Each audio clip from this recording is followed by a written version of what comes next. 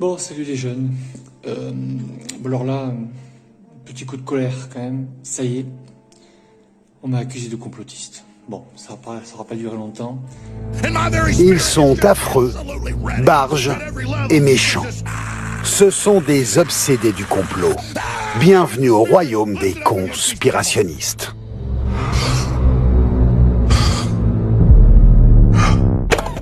Alors, je rappelle que je ne suis pas complotiste.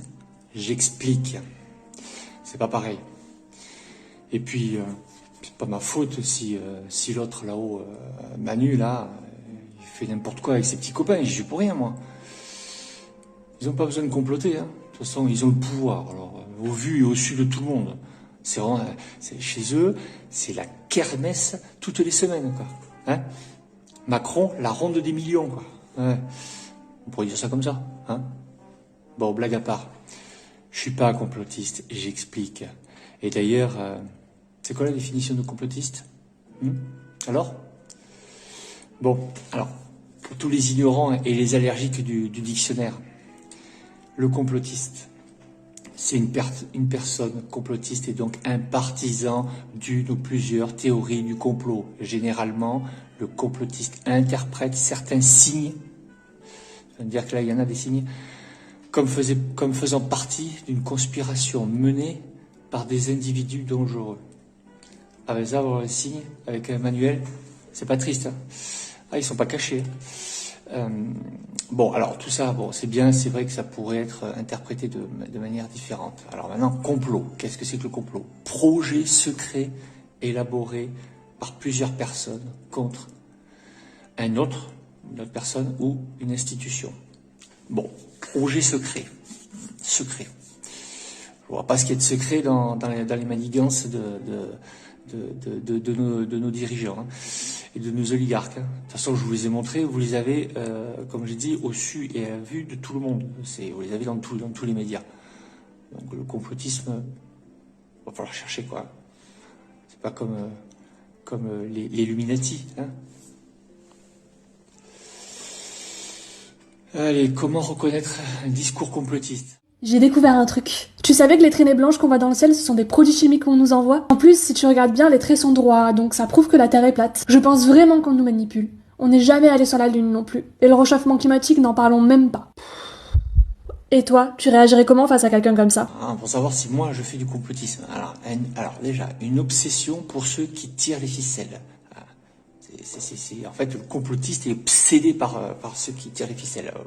Personnellement, Macron, il m'obsède pas du tout. Hein. Il me saoule, mais il m'obsède pas. Donc la pensée complotiste aime débusquer les grands Manitou qui tirent les ficelles dans l'ombre. Ah. Vous avez déjà vu Macron dans l'ombre, vous avez déjà vu Véran dans l'ombre, vous avez déjà vu tout leur gouvernement dans l'ombre.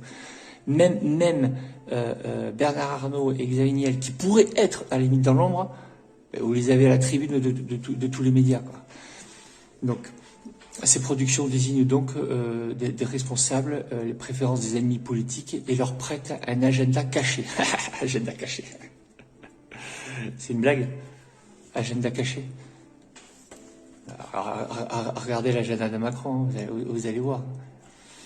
Ensuite, la négation du hasard. Alors, ce mode de pensée est très efficace pour susciter des interrogations, mais empêcher de restituer les événements dans leur contexte, avec leur rapport de cause à effet, leur cause conjoncturelle, structurelle, la part du prévisible et du hasard. Voilà, pour dire. Donc en fait, c'est que on considère que tout est à dessein et qu'il n'y a pas de hasard ou de conjoncture ou genre d'événements structurels qui font les événements de cette actualité. Bon, alors là encore, hein, le hasard et avec Macron, vu leur incompétence, on n'a que de ça. Hein. Un jour je fais ça, le lendemain je le dément parce que je me suis trompé et parce que j'ai pas tenu compte de ces choses. Donc voilà, la négation du hasard, là, elle tient pas la route. On n'est pas dedans. Si je suis un conspirationniste, quand je dis que nos gouvernants ont fait tout et leur contraire, quand les scientifiques, à chaque fois je fais un petit geste, nous disent il ne faut pas porter de masque, c'est dangereux. Et quand 3 semaines après, ils nous disent il faut porter un masque, c'est obligatoire. Qu'est-ce qu'on peut penser? Est-ce qu'il y a quelque chose de complotiste là-dedans? Non, mais qui sont paumés. Ils savent peut-être non, pas, non, c'est un pas nouveau paumés. virus, on Ils sait pas. obéissent à des contraintes. C'est pas paumé. Rejet de la contradiction. Fake news, experts collabos, merdia, vendus, tous est vendu. Voilà, le raisonnement du complotiste n'accepte pas la remise en question. Tout élément contredisant ses thèses est balayé les revers de la main et ceux qui la portent disqualifient avec véhémence. Ne pas raisonner à l'affect. Bon, ça c'est typique, quoi. C'est donc la personne qui n'accepte absolument pas le débat et ce qu'il dit tient pour vérité. Mais moi, je vous ai jamais interdit de venir débattre avec moi. Bon.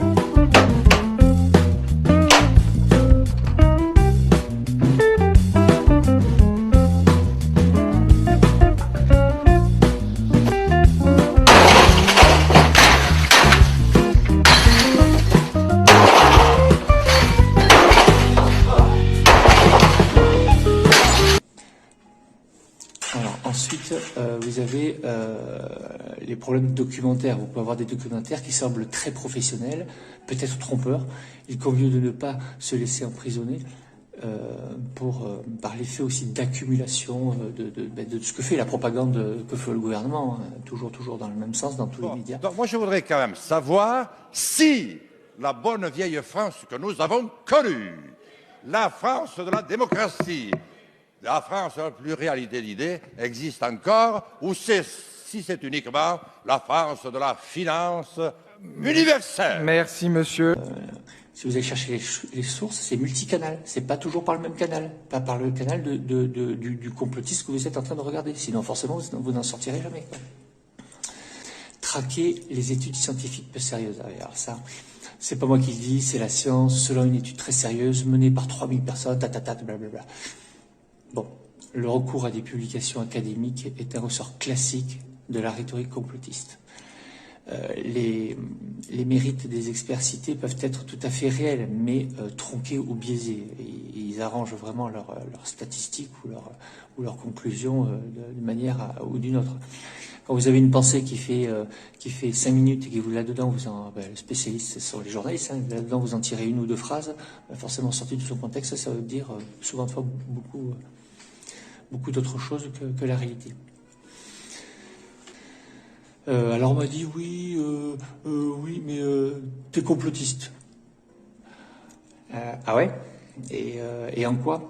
Oui, mais non, mais c'est ton discours est complotiste, ça se voit de suite, quoi. Ouais. Alors, oui, je suis complotiste. Oui. Et toi, tu n'es même pas plotiste, toi.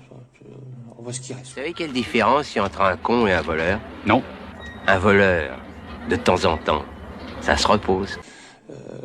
Et où sont les arguments de démonstration? À mon avis, comme beaucoup, hein, ils nagent dans l'océan de ton ignorance. Non, c'est pas ça. Je suis pas complotiste. J'explique. Alors, le même pas plotiste, il est où là? Et même Macron se bat contre le complotisme. Tu le crois, ça? Un comble. C'est peut-être sûrement par rapport à Brigitte, il a peut-être pas aimé. Et je vous montre.